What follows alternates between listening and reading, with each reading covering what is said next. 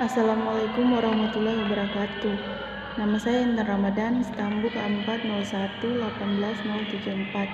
Di sini saya akan memaparkan materi yang pertama, sejarah sosiologi pendidikan. Sejarah singkat sosiologi pendidikan berawal dari ilmu sosiologi umum atau sosiologi mikro yang muncul pada abad ke-18. Ilmu sosiologi mulai melepas diri dari ilmu filsafat dan berdiri sendiri sejak abad ke-19. Yang kedua, konsep dasar dan ruang lingkup sosiologi pendidikan. Konsep sosiologi pendidikan. Sosiologi pendidikan terdiri dari dua kata, sosiologi dan pendidikan. Dilihat dari istilah etimologi, kedua kata ini berbeda makna, namun dalam sejarah hidup dan kehidupan serta budaya manusia, keduanya menjadi satu kesatuan yang tak terpisahkan, terutama dalam sistem memberdayakan manusia di mana sampai saat ini memanfaatkan pendidikan sebagai instrumen pemberdayaan tersebut. Gunawan mengemukakan definisinya tentang sosiologi pendidikan, yaitu ilmu pengetahuan yang berusaha memecahkan masalah-masalah pendidikan dengan analisis atau pendekatan sosiologis. Sosiologi pendidikan adalah ilmu yang mempelajari seluruh aspek pendidikan, baik itu struktur, dinamika, masalah-masalah pendidikan, ataupun aspek-aspek lainnya secara mendalam melalui analisis atau pendekatan sosiologis. Ruang lingkup sosiologi. Sebagai ilmu pengetahuan, sosiologi mengkaji lebih mendalam pada bidangnya dengan cara bervariasi. Misalnya, seorang sosiolog mengkaji dan mengamati kenakalan remaja di Indonesia saat ini. Mereka akan mengkaji mengapa remaja tersebut nakal, mulai kapan remaja tersebut berperilaku nakal, sampai memberikan alternatif pemecahan masalah tersebut. Hampir semua individu ataupun kelompok merupakan ruang kajian yang cocok bagi sosiologi, asalkan menggunakan prosedur ilmiah. Ruang lingkup kajian sosiologi lebih luas dari ilmu sosial lainnya. Hal ini dikarenakan ruang lingkup sosiologi mencangkup semua interaksi sosial yang berlangsung antara individu dengan individu, individu dengan kelompok, serta kelompok dengan kelompok di lingkungan masyarakat. Yang ketiga, hubungan pendidikan dan masyarakat.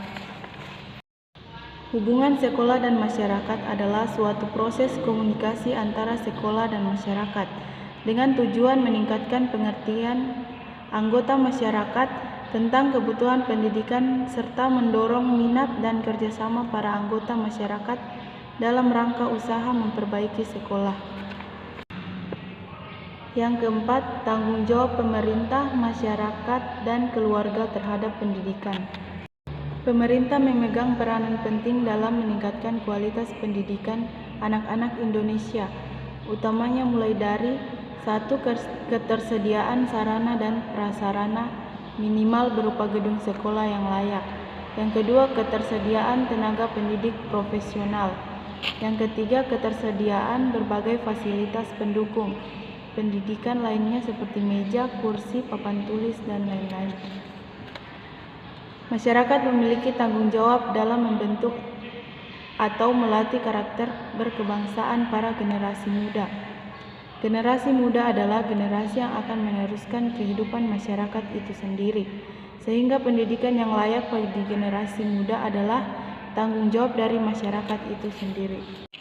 Tanggung jawab pendidikan yang perlu disadarkan dan dibina oleh orang tua kepada anak antara lain: yang pertama, memelihara dan membesarkannya; yang kedua, melindungi dan menjamin kesehatannya; yang ketiga, mendidiknya dengan berbagai ilmu pengetahuan dan keterampilan yang berguna bagi kehidupannya kelak; yang keempat, membahagiakan anak untuk dunia dan akhirat. Yang kelima, kontak sosial. Kontak sosial adalah hubungan yang terjadi antara individu dengan individu lain yang merupakan syarat dari sebuah interaksi. Kontak sosial yang terjadi dapat berupa sebuah percakapan, tatap muka, berjabat tangan, dan lain sebagainya. Dengan kata lain, kontak sosial adalah awal dari adanya sebuah interaksi. Tanpa adanya kontak sosial dan hubungan antara individu, maka interaksi tidak akan pernah terjadi. Jenis-jenis kontak sosial. Yang pertama, keluarga. Kontak sosial di keluarga yang di dalamnya terdapat ayah, ibu, dan anak yang masing-masing saling mempengaruhi, saling membutuhkan, dan di dalamnya terjadi suatu interaksi satu sama lain. Yang kedua, sekolah. Kontak sosial sekolah yang merupakan lembaga pendidikan formal terdiri dari guru dan murid-murid, yang di dalamnya terdapat interaksi antara pendidik dengan anak didik, begitu juga sebaliknya. Yang ketiga, masyarakat.